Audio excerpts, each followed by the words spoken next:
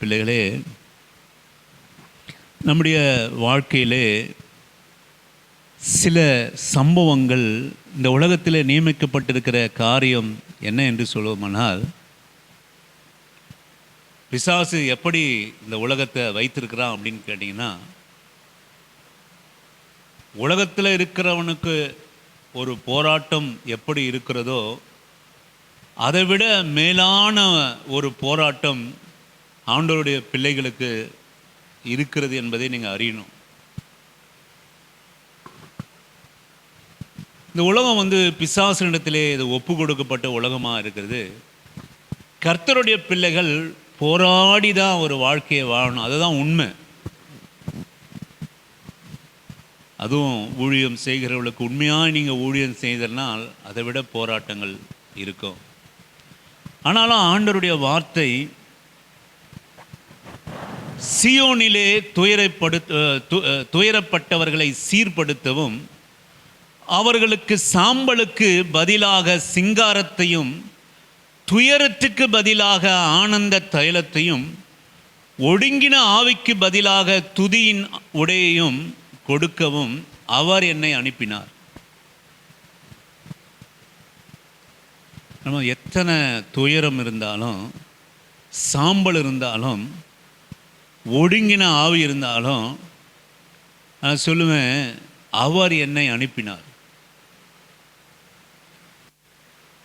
இந்த சாம்பலை சிங்காரமாய் மாற்றுவதற்கு, துயரத்துக்கு பதிலாக ஆனந்த தைலத்தை கொடுப்பதற்கு, ஒடுங்கின ஆவிக்கு பதிலாக துதியின் உடையை கொடுப்பதற்கு அவர் என்னை அனுப்பினார். அப்போ நான் சொல்லுவேன், இந்த துயரத்துக்கு, சாம்பலுக்கு, ஒடுங்கின ஆவிக்கு, இவைகளெல்லாம் சீர்படுத்த தான் ஆண்டவராகிய இயேசுவை இந்த உலகத்தில் நமக்காக பிதாவாக தேவன் கொடுத்தார். நமக்கு வருகிற துன்பம், துயரம், சாம்பல், போராட்டம், இவைகளுக்கெல்லாம் பதில் யார் என்று நம்ம எங்கே போகணும், எங்கே இருக்கணும், எங்கே நம்ம தேற்றப்படணும் அப்படின்னு கேட்டிங்கன்னா, இதெல்லாம் மாற்றவே என்னை அனுப்பினார். அப்போ நம்ம மனசில், நம்ம இருக்கிற சூழ்நிலையில் இவைகள்லாம் சீக்கிரமாக இது மாற வேண்டுமானால் அது ஆண்டவராகிய இயேசு கிறிஸ்து என்ற ஒருவரால் தான் முடியும். அவரை பற்றி கொண்டிருப்பதனால தான் முடியும். அவர் அன்பு தான் செய்ய முடியும்.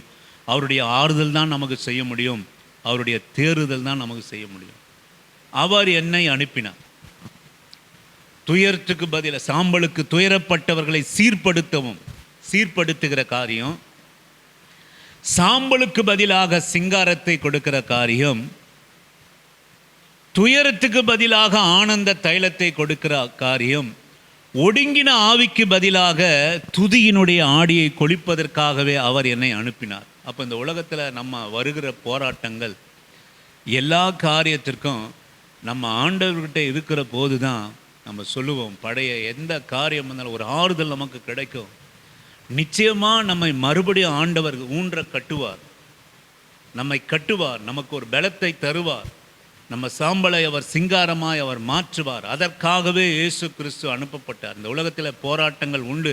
ஆண்டவராக இயேசு கிறிஸ்து உலகத்திலே உங்களுக்கு உபத்திரவங்கள் உண்டு, ஆனாலும் திடம் கொள்ளுங்கள், நான் உங்களுக்காக மரித்து உயிரோடு கூட என்றென்று இருக்கிறேன் என்று அவர் சொன்னார்.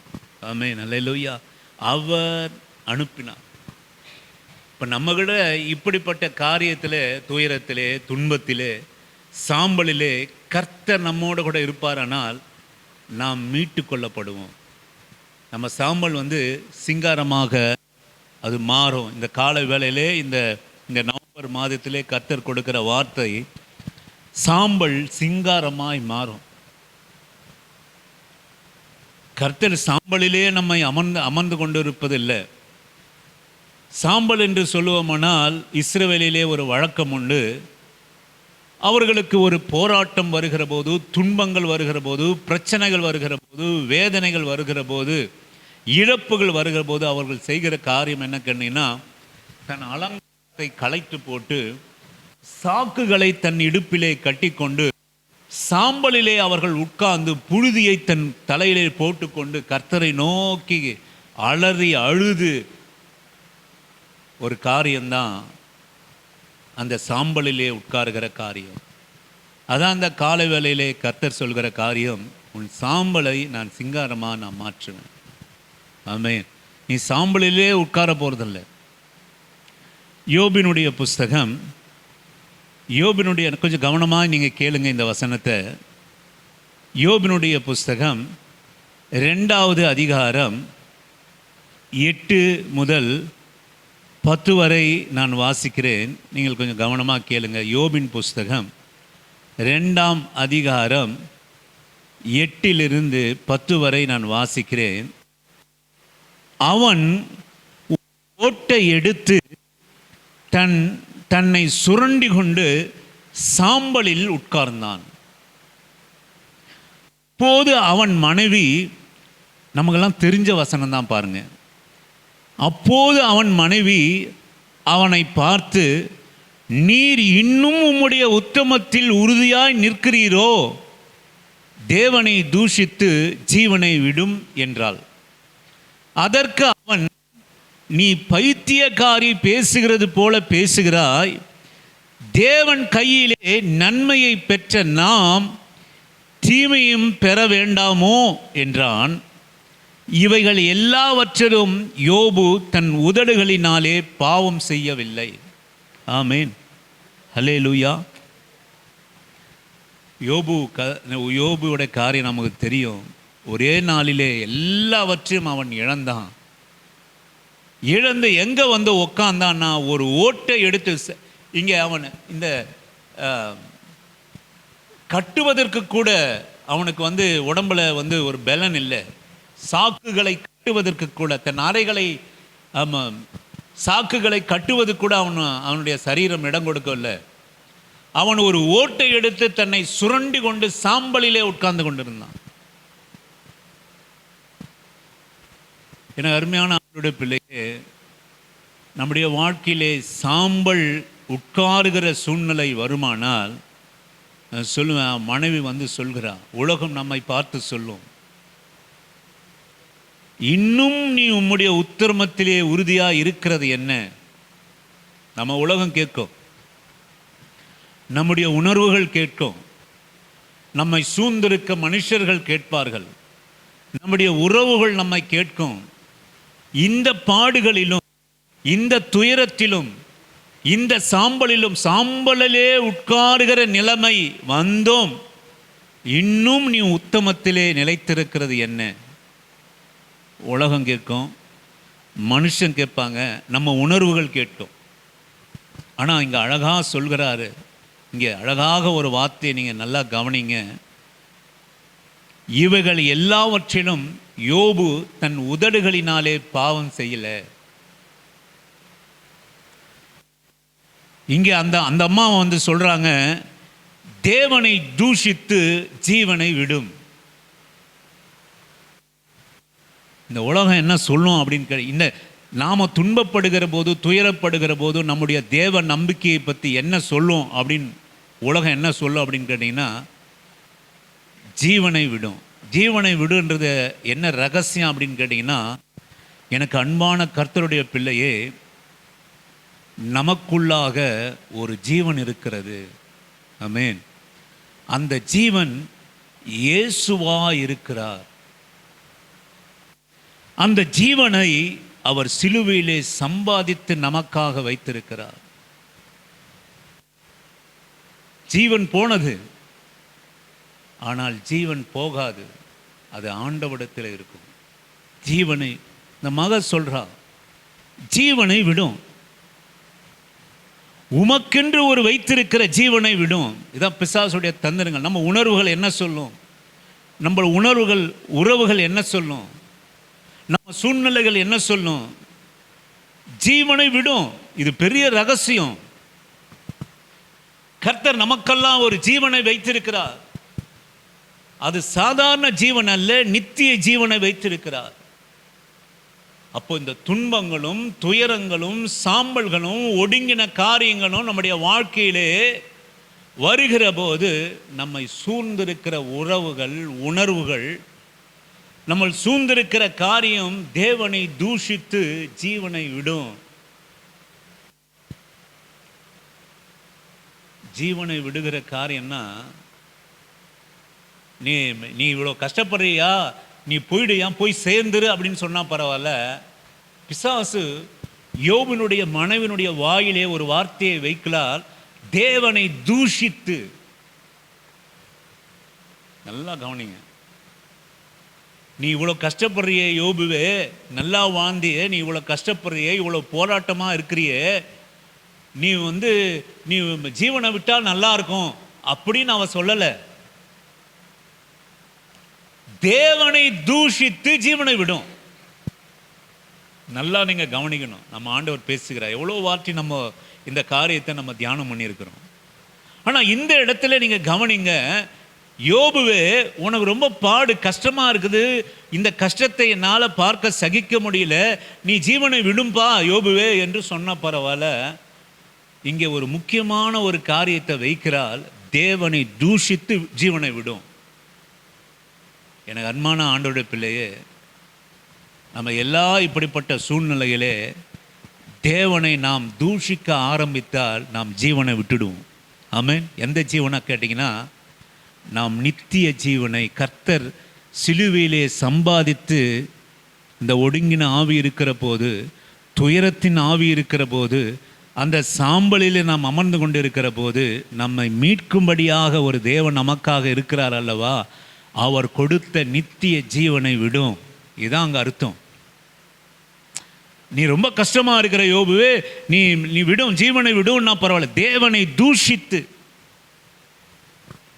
என் அன்பான தேவனுடைய பிள்ளையே, இந்த கால வேளையிலே, இந்த கால வேளையிலே, இந்த நவம்பர் மாதத்தின் முதலாவது நாளிலே தேவன் நமக்கு கற்றுக் கொடுக்கிற ரகசியம் என்ன அப்படின்னா, நான் சொல்லுவேன், எந்த துன்பமாக இருந்தாலும், எந்த துயரமாக இருந்தாலும், எந்த சாம்பலாக இருந்தாலும், எந்த ஒடுங்கின ஆவியாக இருந்தாலும், தேவனுடைய தூஷிப்பு நம்முடைய வார்த்தைகளிலே இருக்கவே கூடாது. நம்ம இருதயத்திலே கூட நம்ம தேவனை தூஷிக்கக்கூடாது. நாம் தேவனை தூஷிப்ப ஆரம்பிப்போமானால், நான் சொல்லுவேன், நாம் நித்திய ஜீவனை இழந்து விடுவோம். ஆண்டவராகிய இயேசு கிறிஸ்து எதற்காக இந்த உலகத்திலே வந்தாரோ, எதற்காக நம்முடைய ஆத்தும ரட்சிப்புக்காக வந்தாரோ, மீட்புக்காக வந்தாரோ, நம்முடைய நித்திய ஜீவனுக்காக வந்தாரோ, இருதயத்திலே கூட கர்த்தரை நாம் தூஷிப்போமானால், நான் சொல்லுவேன், நம்ம ஜீவனானது போயிடும். அதனால தான் அங்கே அவர் கடைசியிலே அங்கே அழகாக எழுதப்பட்டிருக்கிறது, இவைகள் எல்லாவற்றையும் யோபு தன் உதடுகளினாலே பாவம் செய்யல.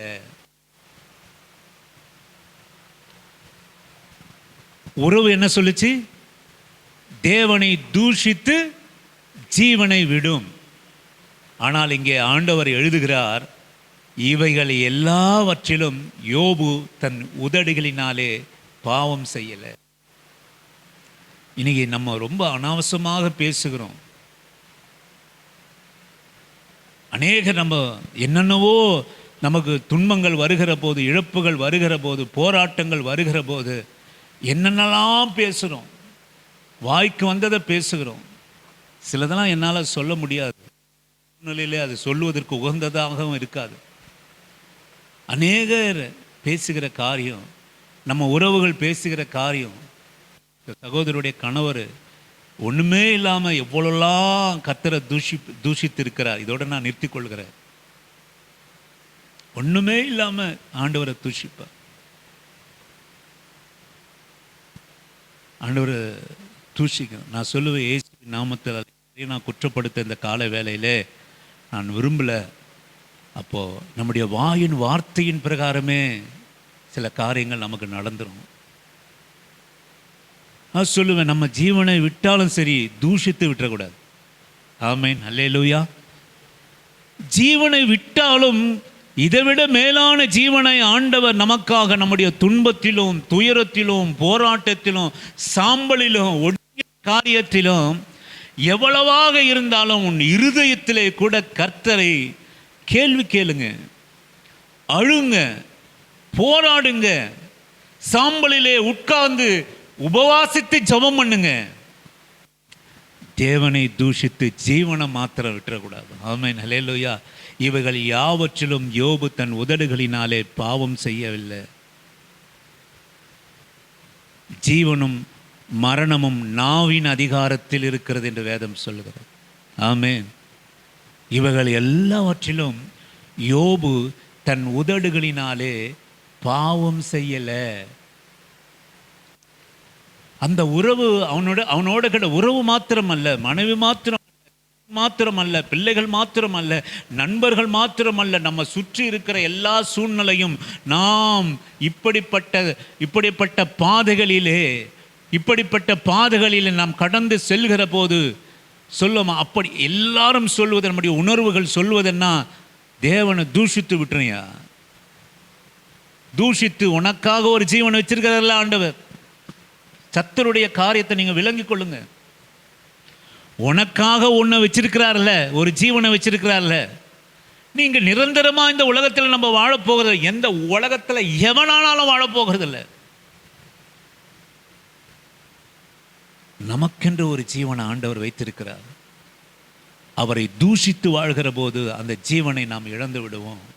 அதுதான் இந்த உலகம் நம்ம பார்த்து சொல்லும், தேவனை தூஷித்து விடியா, இன்னும் ஏன் பைபிள் நீ சுமக்கிற, இன்னும் ஏன் நீ ஜபம் பண்ற, இன்னும் ஏன் சபை ஆராதனையில் கலந்து கொள்கிற, இன்னும் ஏன் கர்த்தரை பற்றி பேசுற, இன்னும் ஏன் ஆராதிக்கிற, இன்னும் ஏன் துதிக்கிற, தூஷித்து விடும்.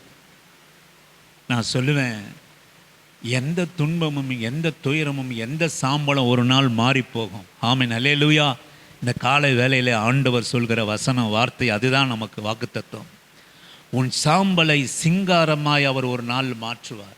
நீ இப்படியே சாம்பலிலே நீ உட்கார போகிறது இல்லை, இப்படியே நீ துன்பத்திலே உட்கார போகிறது இல்லை, இப்படியே ஒடுங்கின ஆவியாய் நீங்களும் நானும் இருக்க போகிறது இல்லை. நம்முடைய சாம்பலை சிங்காரமாய் மாற்றுகிற ஒரு காலம் ஒன்று உண்டு. அதற்காக விடாமல் பற்றிக்கொண்டு விடும். இந்த மகன் என்ன சொல்றா? விடும். ரொம்ப முக்கியமான வார்த்தை. வேதத்தில் இருக்கிற ஒவ்வொரு வார்த்தையும் அது மிகப்பெரிய ஒரு ரகசியம் உள்ள வார்த்தை. என்ன சொல்றா? ஜீவனை விடும்.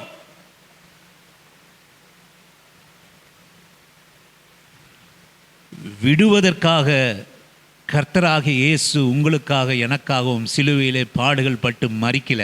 ஆமென்.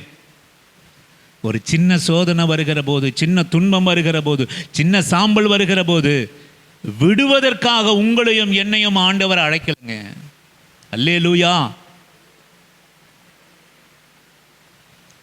விடுவதற்காக நம்மால் அழைக்கப்படலை. யோபு நம்ம அந்த நேற்று போன வாரம் கூட நம்ம தியானம் பண்ணோம். ரூத்தினுடைய காரியம். நகோமி விடுனா, நகோமி என்ன சொன்னா? இத்தனை போராட்டங்கள், கஷ்டங்கள்லாம் போராட்டங்கள், ஒருபாளையும் ரூத்தையும் அழைத்து நடு வீதியிலே நின்றி, மகளே என்னால் முடியாது, நீ என்னோடு கூட வரப்போகிற காரியத்தை விடும். அதற்கு என்ன அர்த்தம்னா, ரூத்தே உனக்காக வைத்திருக்கிற ஆசீர்வாதத்தை விடு, உனக்காக வைத்திருக்கிற ஜீவனை விடு, உனக்காக இருக்கிற மேன்மையை விடு, உனக்காக வைத்திருக்கிற மகிமையை விடு, உனக்காக வைத்திருக்கிற தரிசனத்தை விடு. நீ போயிடு, விடு, என்னை விட்டு, என் தேசத்தை விட்டு, என் தேவனை விட்டு. ஆனா ரூத்தோ விடாமல் பற்றி கொண்டார். ஆமென், அல்லேலூயா. ஆமென். தேவனை தூஷித்து ஜீவனை விடும். விடக்கூடாதுங்க, விடக்கூடாது. நம்முடைய தரிசனத்தை விடுவதற்காக நம்ம அழைக்கப்படலை, நம்முடைய பக்தியை விடுவதற்காக நம்மை அழைக்கப்படலை. நாம் விடுவதற்காக தேவன் அவருடைய சிலுவையிலே அவர் ஜீவனை விட்டவர்கள, நாம் விடாமல் பற்றிக் கொள்வதற்காகவே அவர் விட்டார். ஆமென், அல்லேலூயா. என்ன ஒரு உண்மையான வார்த்தை பாருங்க. விடும். உன் ஜீவனை விட்டுக்கூடும், விடும், உன் தரிசனத்தை விடும், ஆசீர்வாதங்களை விடும், உன் நித்திய ஜீவனை விடும், கர்த்தருக்கு முன்பாக நிற்கிற பாத்திரவானா இருப்பத பாத்திரத்தை விடும், மகிமையை விடும், பரலோகத்தை விடும். காலை வேளையிலே நான் சொல்லுவேன், பற்றி கொண்டான். ஆமென், அல்லேலூயா. ஆமல் பற்றி கொண்டான். நம்ம இருதயத்திலும் சரி, சிந்தையிலும் சரி, நான் எந்த துக்கத்தில் இருந்தாலும், எந்த சாம்பலிலே இருந்தாலும், நாம் விசுவாசிக்கணும். இந்த காலை வேளையிலே, இந்த மாதத்தின் முதல் நாளிலே மாறும். அல்லேலூயா. யோபுனுடைய வாழ்க்கையில மாறுச்சா இல்லையா? அவன் சாக்க கூட கட்ட முடியாத அளவுக்கு அவன் சரீரம் இருந்தது.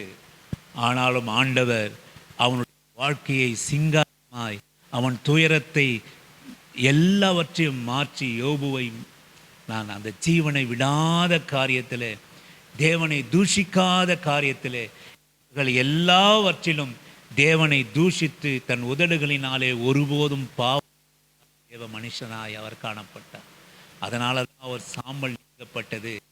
அவருடைய ஜீவன் விடாமல் பற்றிக்கொள்ளும். சத்துரு இந்த உலகத்தில் எந்த காரியத்தை நமக்கு அவன் கொடுத்தாலும் விடாது. ஆமென், விடாதீங்க. என் தேவனை விடாமல் பற்றிக்கொண்டு. ஆமென். ஜீவனை விடுவதற்காக நாம் அழைக்கப்படலை, ஜீவனை பெற்றுக்கொள்வதற்காக நாம் அழைக்கப்பட்டிருக்கிறோம். இன்றைக்கு உனக்கு இருக்கிற துயரமும் துன்பமும் கஷ்டமும் சாம்பலும் ஒடுங்கின ஆவியும் நிரந்தரமானது அல்ல. ஆமென். இழந்த குடும்பத்துக்கு கூட நான் சொல்லுகிறேன் இயேசுவின் நாமத்தினால், அதெல்லாம் நிரந்தரம் அல்ல.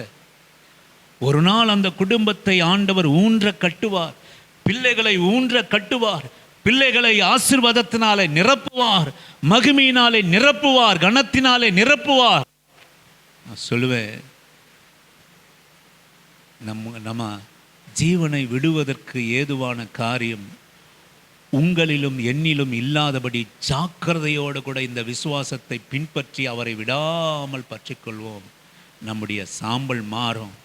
யோபுக்கு மாறினது போல, ரூத்துக்கு மாறினது போல இந்த கால வேளையில் நான் சொல்லி முடிக்க நான் ஆசைப்படுகிறேன். எஸ்தரின் புஸ்தகம் 4வது அதிகாரம் 1 முதல் 4 வரை உள்ள வசனத்தை நான் வாசிக்கிறேன், நீங்கள் கேளுங்க. நடந்த யாவற்றையும் முருகதேகாய் அறிந்தபோது முருகதேகாய் தன் வஸ்திரங்களை கிழித்து ரெட்டுடுத்தி சாம்பல் போட்டுக்கொண்டு நகரத்தின் நடுவே புறப்பட்டு போய் துயரமுள்ள மகா சத்தத்தோடு கூட அலறிக்கொண்டு. இங்க கவனிங்க.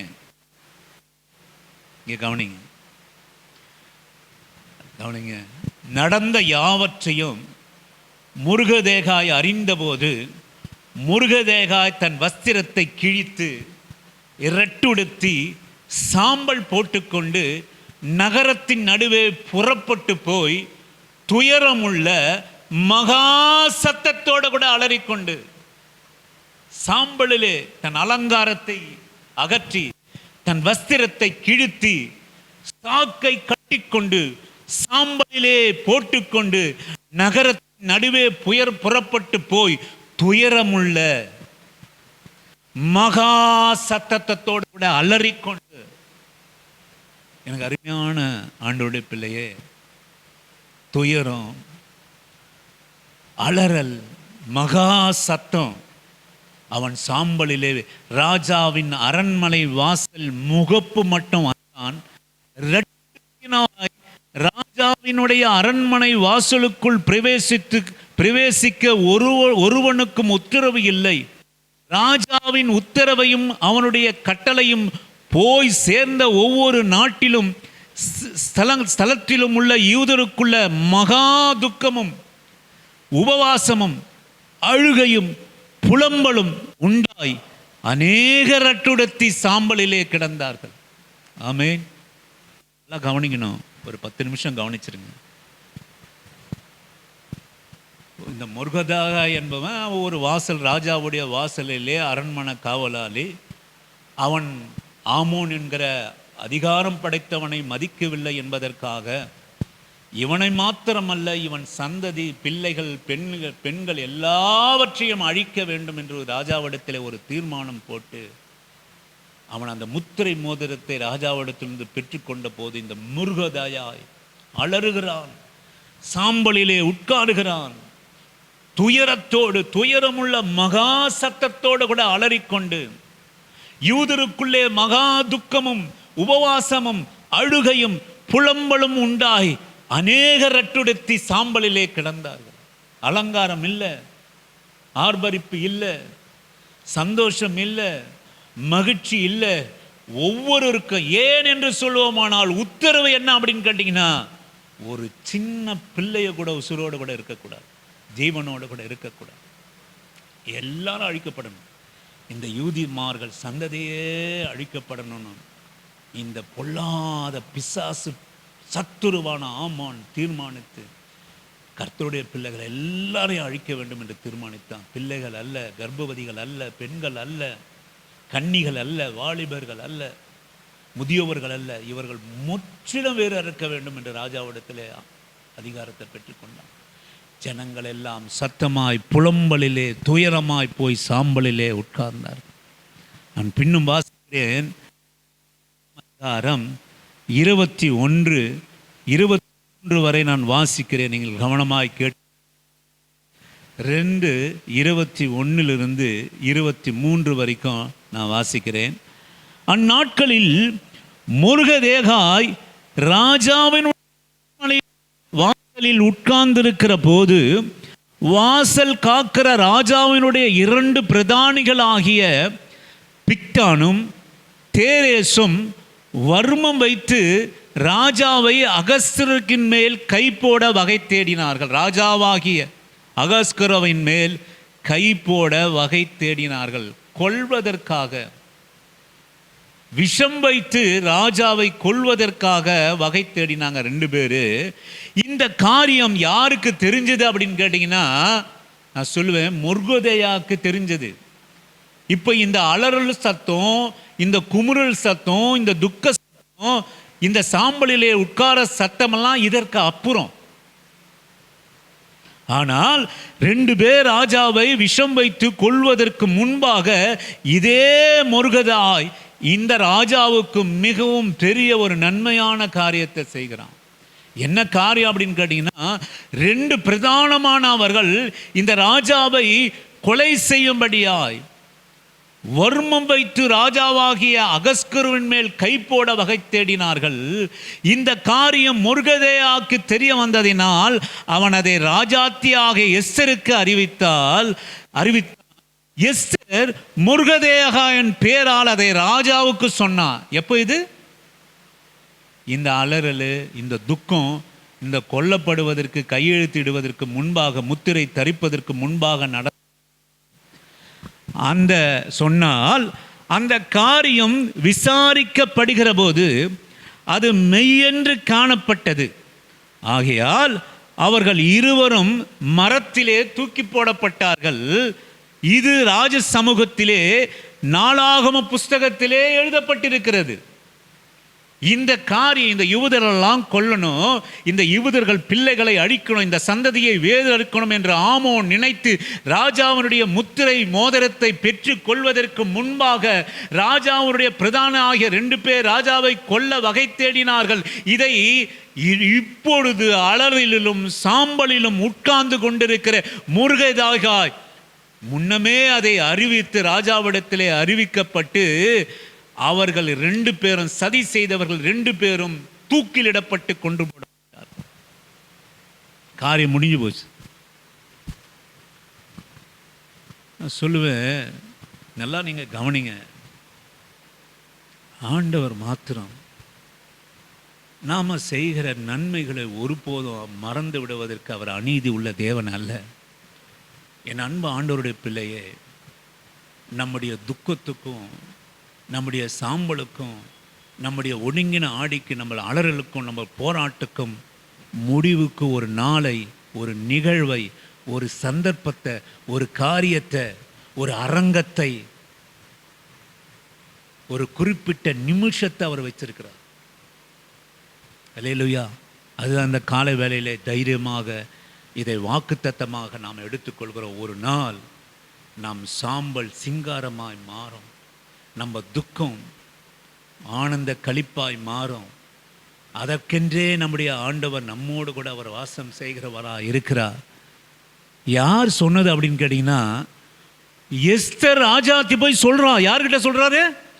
ராஜாவிடத்தில் போய் இந்த முருகதாய சொன்னதை போயிட்டு, இப்போ இப்படிப்பட்ட ஒரு வாசலிலே ஒரு காவலாளி இருக்கிறான், முருகதாகா என்பவர் இருக்கிறார், அவர் வந்தார், அவர் இப்படிப்பட்ட காரியத்தை சொன்னார் என்று சொன்னபோது ராஜாத்தி 127 தேசத்தை ஆளுகிற ராஜாவினுடைய ராஜாத்தி நேரடியாக போய் சொல்கிறார். அப்படியா, சரி விசாரிப்போம் என்று விசாரித்து அவர்கள் 2 பேரையும் சதி செய்ய நினைத்தவர்களை தூக்கி மரத்திலே தூக்கி போட்டாங்க. நான் சொல்வேன், முருகதையாக பற்றி ஒரு வார்த்தை கூட இல்லை. நல்லா கவனிங்க, இதான் ஆண்டவர், இதான் ஆண்டவர். இதுக்கு தான் சபை இருக்குது.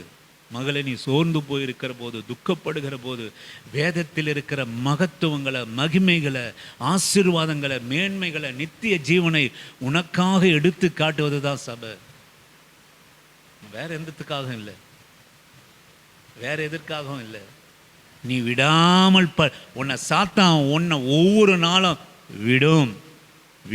உன் நம்பிக்கையை விடு, உன் ஆராதனையை விடு, உன் ஜபத்தை விடு, உன் சபை கூடுதலை விடு, நித்திய ஜீவனை விடு, உன் மேன்மையை விடு, நீ அடைக்கப்பட்ட பாத்திரத்தை விடு, தேவனை தூஷித்து விடு விடு விடு விடு என்று சொல்லிக்கொண்டே இருப்பான் நமக்கு நடக்கிற காரியத்தில்.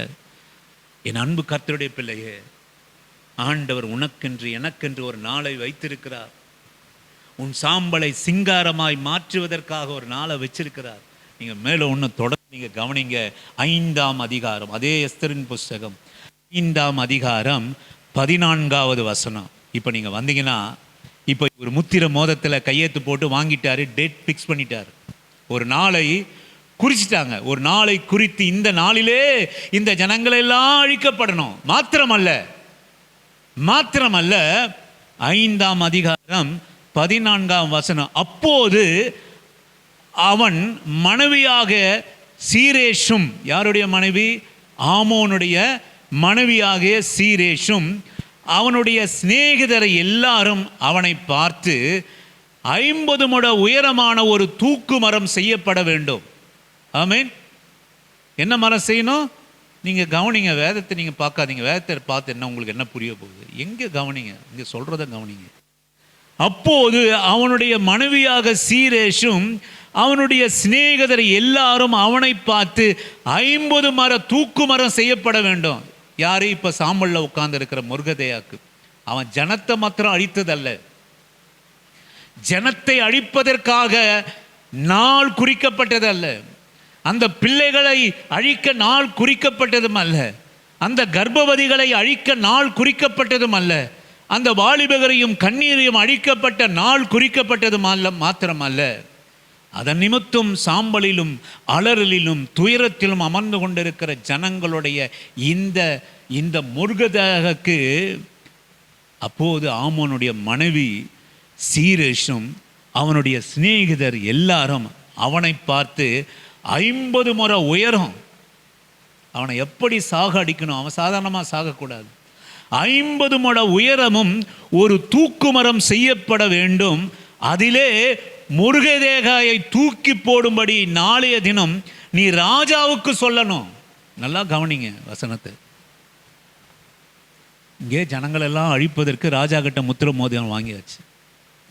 ஆனால் இவனை ஸ்பெசிஃபிக்கா உலகத்துக்கே தெரிகிற மாதிரி இவனுடைய சாகு இருக்கணும், இவனுடைய முடிவு இருக்கணும்.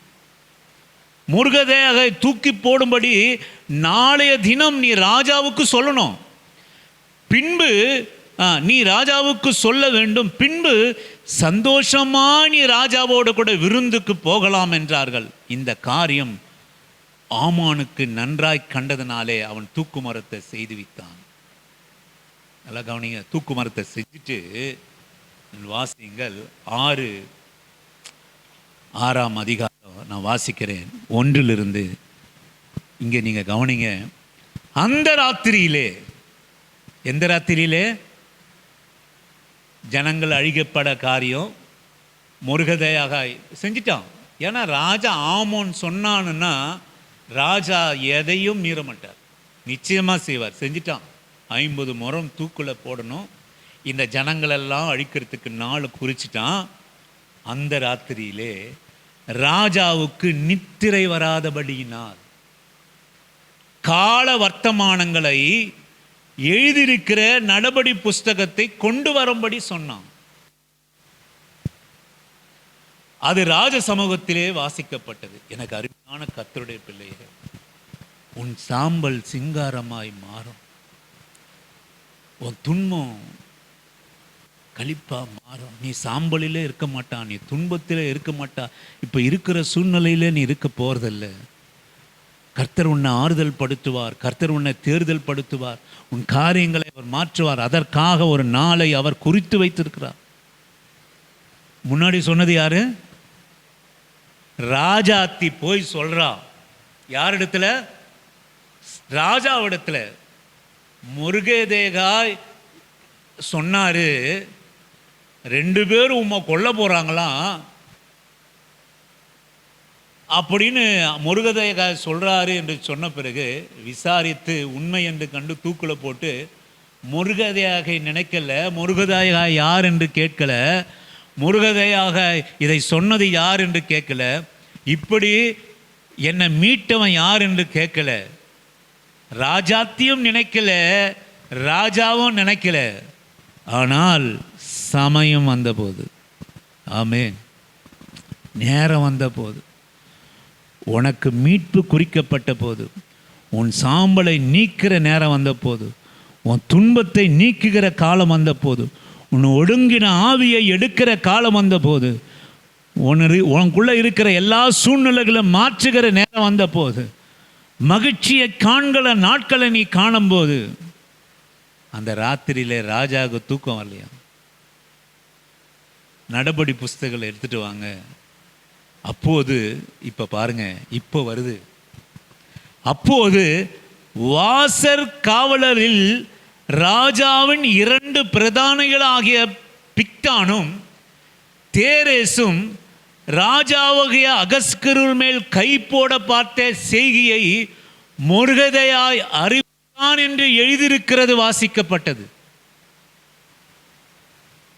அப்போ நினைக்கப்படல. அப்போ யார் இந்த முருகதேயாய்? ராஜாத்தி சொன்ன காரியம், ராஜாவிடத்தில் நேரடியாய் சொன்ன காரியம் நினைக்கப்படலை.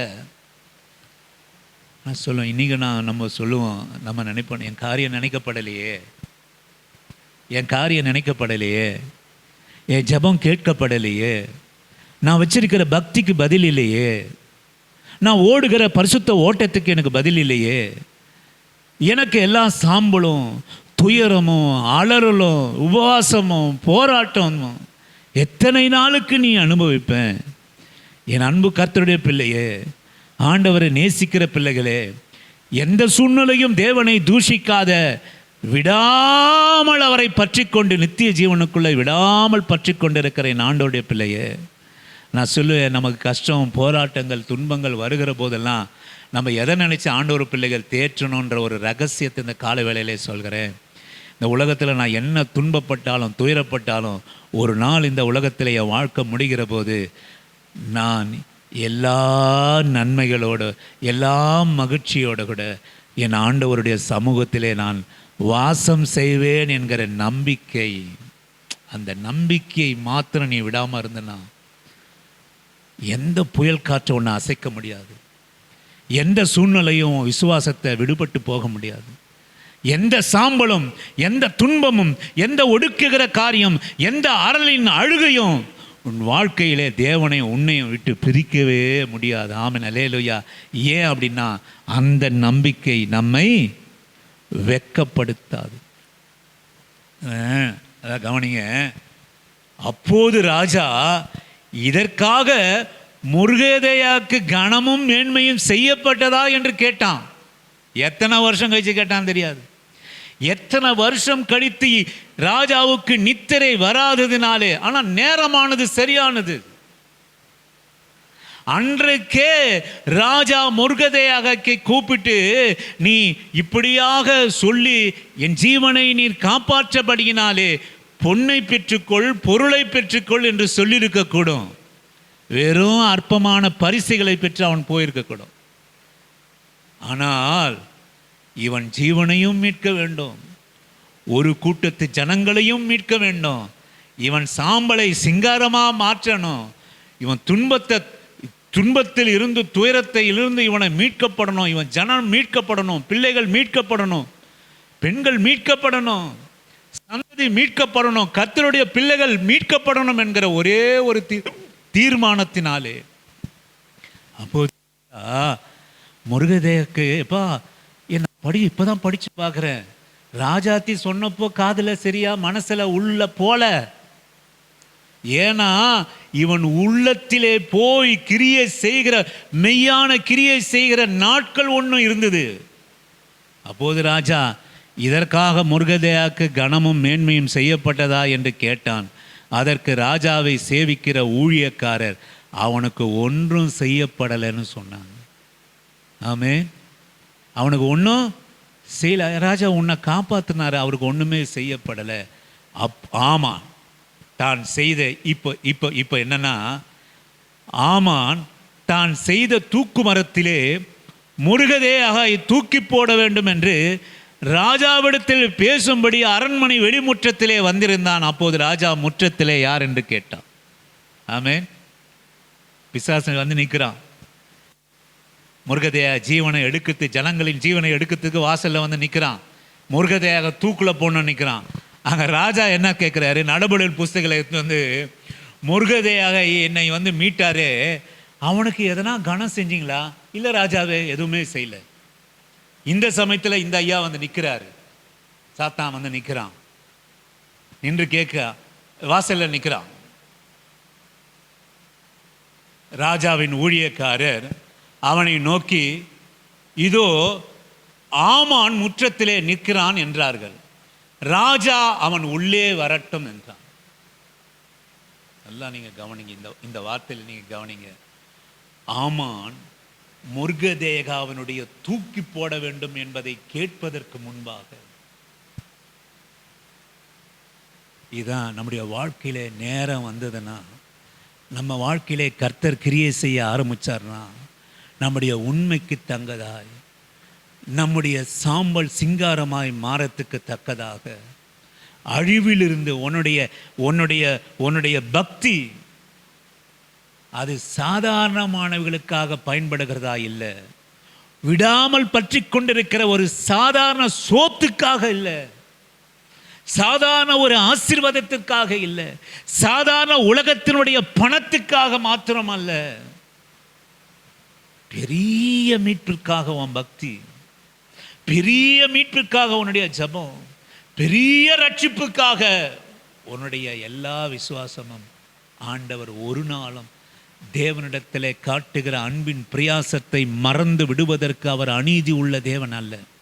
ஆமான் வந்து நிற்கிறான்.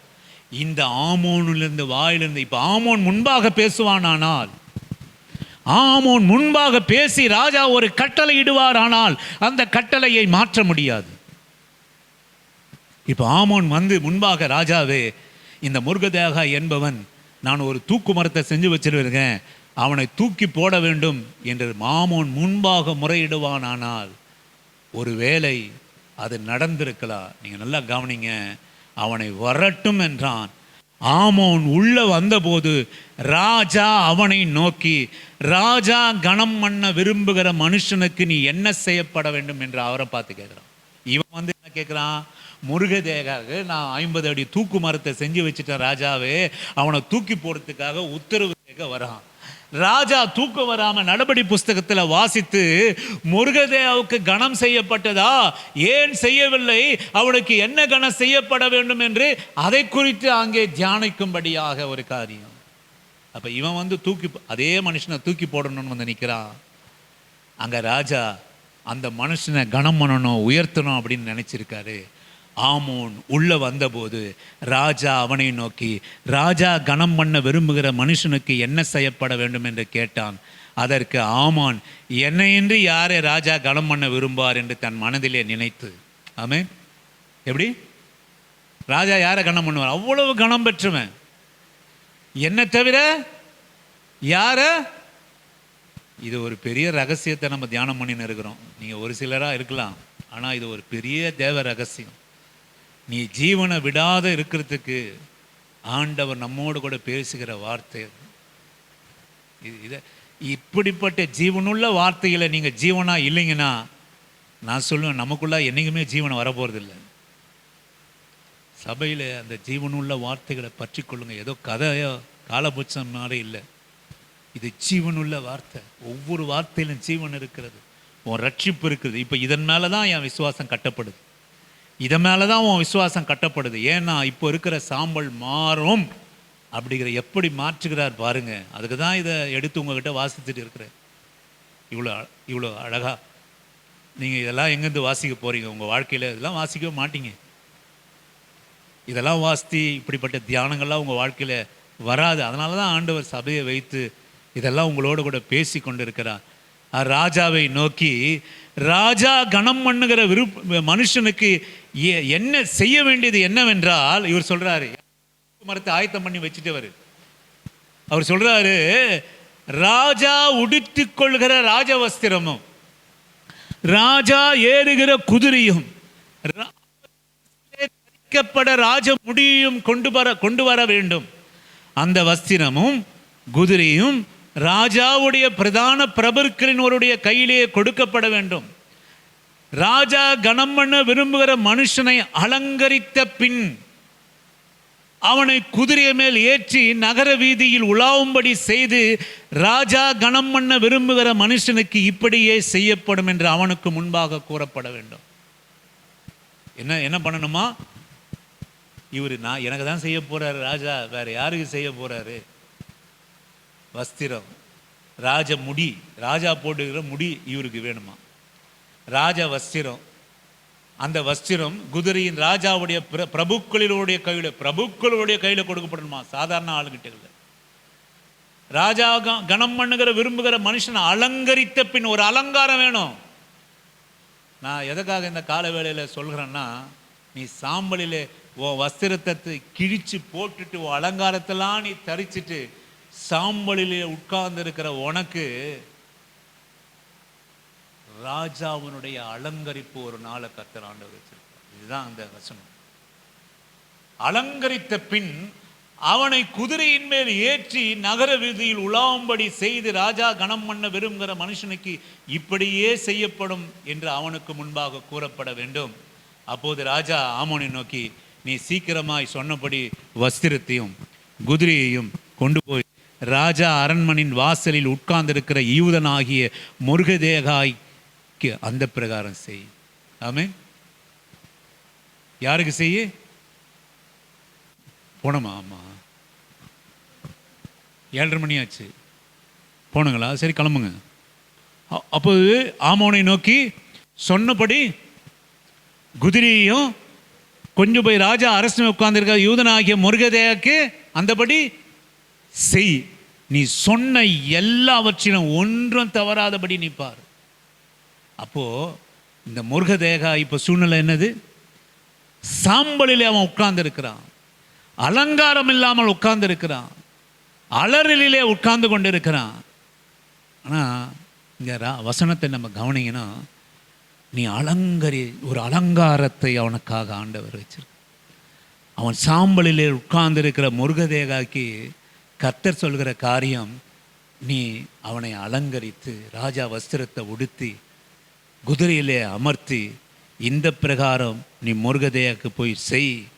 அப்படியே ஆமோன் வஸ்திரத்தையும் குதிரையையும் கொண்டு போய் மொர்தெகாயை அலங்கரித்து. ஆமென், அல்லேலூயா, ஆமென். எத்தனை நல்ல ஆண்டவர் பாருங்க. உனக்காக வைத்திருக்கிற ஜீவன், உனக்காக வைத்திருக்கிற மேன்மை, உனக்காக வைத்திருக்கிற மகிமை, உனக்காக வைத்திருக்கிற நீ வஸ்திரத்தை கிழித்து போட்டு சாம்பலிலே உட்கார்ந்திருக்கிற மொர்தெகாய், அவன் செய்த நன்மை வெகுகாலம் சென்று நினைக்கப்பட்டது. வெகு காலத்துக்கு பிறகு ராஜா அவனுடைய நினைவுக்கு வந்தது. எந்த நேரத்துக்கு வந்ததுன்னா, சரியான நேரத்துக்கு பயன்படும்படியா, சரியான உயரத்துக்கு அவனை கொண்டு போகும்படியாய், சரியான மீட்புக்கு கடந்து வரும்படியாக, சரியான காரியத்துக்கு கொண்டு வரும்படியாக சரியா அலங்கரித்து அவன் கையால் அவனுடைய அந்த சாக்கு வஸ்திரத்தை நீக்கி, அவன் சாம்பலை நீக்கி, ஆமான் வஸ்திரத்தையும் குதிரையும் கொண்டு போய் முருகதேகாயை அலங்கரித்து, அந்த வசனத்தை நீங்கள் நல்லா கவனிக்கணும். முருகதேகாயை நீ அலங்கரித்து அவனை குதிரையின் மேல் ஏற்றி நகர வீதியில் உலாவும்படி செய்து, ராஜா கணம் பண்ண விரும்புகிற மனுஷனுக்கு இப்படியே செய்யப்படும் என்று அவனுக்கு முன்பாக கூறிவித்தான். ஆமென், அல்லேலூயா. பின்பு முருகதேகாய் ராஜாவின் அரண்மனை வாசலுக்கு திரும்பி வந்தான். ஆமோனோவென்றால் சஞ்சலப்பட்டு முக்காடிட்டு கொண்டு தன் வீட்டுக்கு தீவிரித்து போனான். அல்லேலூயா, ஆமென். என்ன ஒரு டைமிங் பாருங்க. எனக்கு அன்பான கர்த்தருடைய பிள்ளையே, இன்றைக்கு ஒருவேளை நம்ம சாம்பலாக இருக்கலாம், துன்பமாக இருக்கலாம், எப்படிப்பட்ட காரியமாக இருக்கலாம். ஆனால் உனக்கான நேரம் வருகிற போது, நீ பாராட்டின அன்புக்கெல்லாம் கர்த்தர் ஒரு சிறிய காரியத்திலே முடிந்திருக்கிற காரியத்தை, நான் செய்தவர்களுக்கெல்லாம் பலன் இல்லையே, என் ஜெபத்துக்கு பலன் இல்லையே, நான் பக்திக்கு பலன் இல்லையே, ஜீவனை விடாமல் தேவனை தூஷிக்காமல் இருந்து என் உதடுகளினாலே பாவம் செய்யாமல் இன்னும் என ஆண்டவரை நோக்கி போகிறேனே என்று நினைத்தும் இன்றைய அலறுதலோடு கூட, துன்பத்தோடு கூட, சாம்பலோடு கூட அமர்ந்திருக்கிறதுக்கு ஒரு நாளை நான் சொல்லுவேன், நம்மை அலங்கரிப்பதற்குண்டான நம்முடைய சாம்பலை சிங்காரமாய், இதோ நான் சீயோனிலே துயரப்பட்டவர்களுக்கு ஆறுதல் அளிக்கவும், சாம்பலுக்கு பதிலாக சிங்காரம் அலங்காரத்தை கொடுக்கும்படியாக சாம்பலிலே உட்கார்ந்திருந்த யோபுக்கு கர்த்தர் அலங்காரத்தை ஆண்டவர் கொடுத்தார். சாம்பலிலே உட்கார்ந்து தன் ஜீவனை மாத்திரம் அல்ல, சத்துருவினுடைய காரியத்தின் நிமித்தமும் தன் ஜனங்களுடைய ஜீவனெல்லாம் மீட்கும்படியாக, ஜீவனை பெற்றுக்கொள்ளும்படியாக, தேவனுக்காக நிற்கும்படியாக அவன் விடாமல் இத்தனை காரியம் செய்து கூட அந்த தேவன் மேலே இருக்கிற நம்பிக்கையை விடாமல் பற்றி கொண்டதுனாலே, எத்தனை உறவுகள் சொன்னாலும் விடும், தேவனை தூஷித்து ஜீவனை விடும் என்று சொன்னாலும் விடாமல் பற்றி கொண்டு யோபு தன்னுடைய வாயினாலே, தன்னுடைய உதடுகளினாலே அவன் பாவம் செய்யாமல் இருந்தபடினாலே அவனுடைய துயரங்கள் எல்லாம் அவர் ஆறுதல் அளிப்பதாக, அவனுடைய சாம்பல் எல்லாம் சிங்காரமாக இந்த முருகதேக்கு காணப்பட அலங்காரம் அந்த சாம்பல் அதே அவன் அலங்கரித்து நின்று அந்த அலங்காரத்தை பார்த்து கடைசியாக ஒரே ஒரு வசனம், அதே எஸ்தரின் புஸ்தகம் 8வது அதிகாரம் 15வது வசனத்தை வாசித்து 8:15, அப்போது முருகதேகாய் இளநீலமும் வெள்ளையுமான ராஜவஸ்திரமும் பெரிய பொன்முடியும் பட்டும் இரத்தாம்பரமும் அணிவித்தவனாய் ராஜாவிடத்திலிருந்து புறப்பட்டான். சூசான் நகரம் ஆர்ப்பரித்து மகிழ்ந்தது. ஆமென், அல்லேலூயா. ராஜாவுக்கு முன்பாக என் அன்மையான கர்த்தருடைய பிள்ளையே, நான் சொல்வேன், இந்த பூமியிலே மாத்திரம் நாம் சாம்பல் அகற்றப்படுகிற காரியம் அல்ல. ராஜாவுக்கு முன்பாக இள நீலமும் வெள்ளையுமான ராஜவஸ்திரமும் பெரிய பொன்முடியும் பட்டும் இரத்தாம்பரம் அணிவித்தவனாய் ராஜாவிடத்திலே புறப்பட்டான். சூசான் நகரம் ஆர்ப்பரித்து மகிழ்ந்தது. ஆமென், அல்லேலூயா.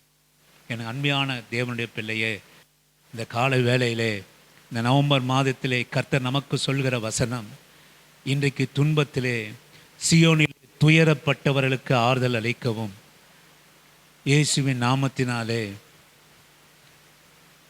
சாம்பலை சிங்காரசமாய் மாற்றவும், துயரப்பட்டவர்களை மீட்கவும், ஒடுங்கின ஆவிக்கு பதிலாக துதியும் ஆடையும் கொடுக்கவும், நம்முடைய நன்மை நாம் விடாமல் பற்றி கொண்டிருக்கிற காரியம் தேவ தூஷணம் இல்லாத, நமது உதடுகளை பாவத்துக்கு ஒப்பு கொடுக்காத காரியம். எத்தனை நெருங்கின உறவுகள் நம்மை பார்த்து, என்ன விசுவாசம், நீ தேவனை தூஷித்து இப்படிப்பட்ட சாம்பலிலே அலங்கோலமாய் அமர்ந்து கொண்டிருக்கிறாயே, நீ தேவனை தூஷித்து ஜீவனை விடும் என்று சொல்லு. இன்றைக்கு நம்மை பார்த்து யாராவது சொல்லுவானால், இயேசுவின் நாமத்தினாலே நான் சொல்கிறேன், ஒரு நாளும் நம் ஜீவனை நாம் இழந்து போகாதபடி, நம்முடைய மேன்மை இழந்து போகாதபடிக்கு, தேவன் நமக்கு வைத்திருக்கிற உயர்வுகளை இழந்து போகாதபடி, தேவன் நமக்காக வைத்திருக்கிற நேரத்தை நாம் இழந்து போகாதபடி, இன்றைக்கு நமக்கு இருக்கிற சாம்பல் சிங்காரமாய் மாறுவதற்குண்டான காரியத்தை நமக்கு ஆண்டவர் நிச்சயமாய் வைத்திருக்கிறார். உன் நம்பிக்கை வீண் போகாது, நம்முடைய நம்பிக்கை வெட்கப்படுத்தாது. நிச்சயமாய் நம்முடைய சாம்பல் சிங்காரமாய் கர்த்தர் மாற்றுவார். நாம் கண்களை மூடி கர்த்தரை நோக்கி நாம் ஜெபம் பண்ணுவோம்.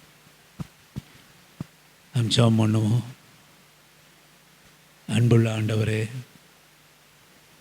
இந்த கால வேலைக்காக ஸ்தோத்திரம் அப்பா.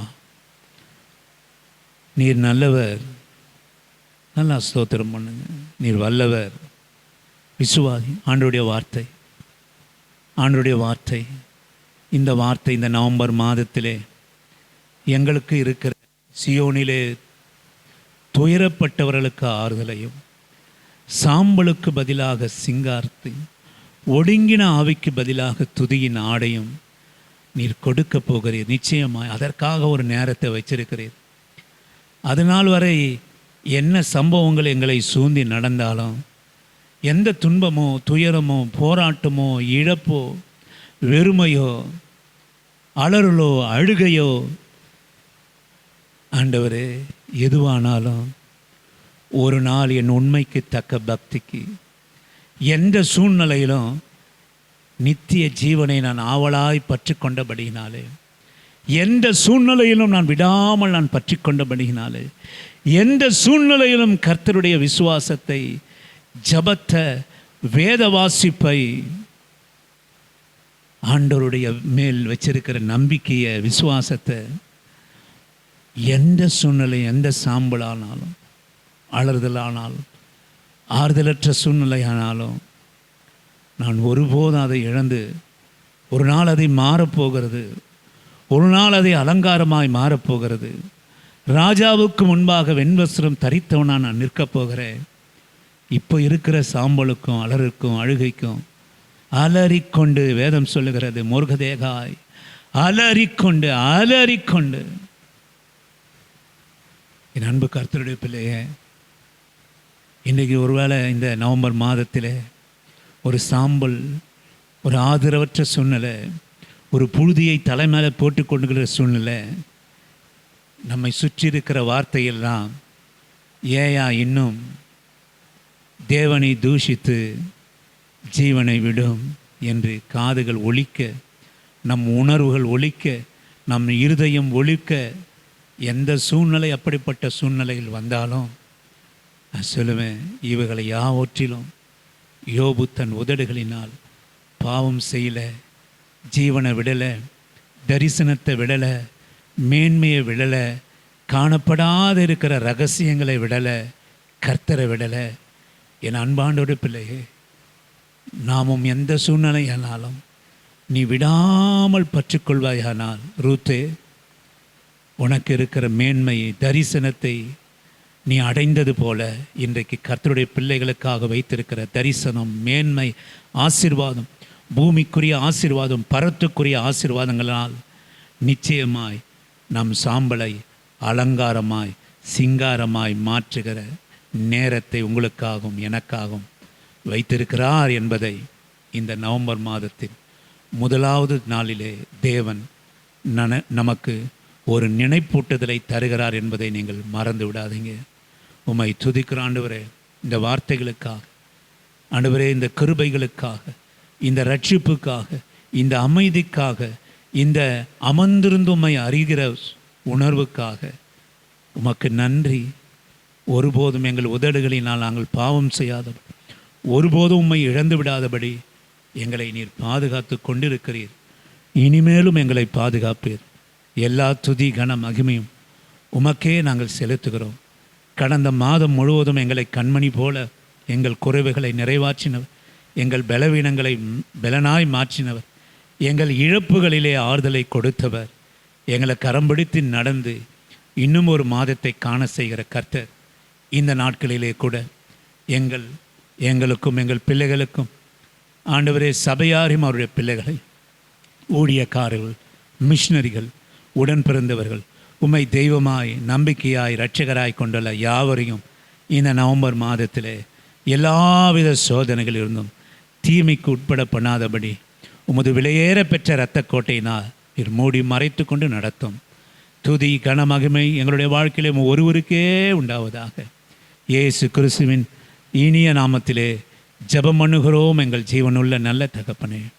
என் ஆத்துமாவே கர்த்தரை ஸ்தோத்திரி, என் முழுகுள்ளமே அவருடைய பசுத்த நாமத்தை ஸ்தோத்திரி. என் ஆத்துமாவே கர்த்தரை ஸ்தோத்திரி. கர்த்தர் செய்த சகல உபகாரங்களும் மறவாமல் நீதின் மேல் நடந்து நியாயம் செய்து இரக்கத்தை சிநேகித்து மனத்தாழ்மையோடு உங்கள் பாதம் அமர்ந்திருக்க கர்த்தர் கிருபை செய்யும். பிதாவாகிய தேவனாலும் ஆண்டவராகிய இயேசு கிறிஸ்துவினாலும் பரிசுத்த ஆவியினாலும் இரக்கமும் கிருபையும் சந்தோஷம் சமாதானம் பரிசுத்தம் எங்கள் வாழ்க்கையிலே உண்டாவதாக. பிதாவே உம்மை ஸ்தோத்தரிக்கிறோம். கர்த்தராகிய இயேசுவே உம்மை துதிக்கிறோம். பரிசுத்த ஆவியானவரே உம்மை போற்றுகிறோம், வாழ்த்துகிறோம். ஆமென். அல்லேலூயா.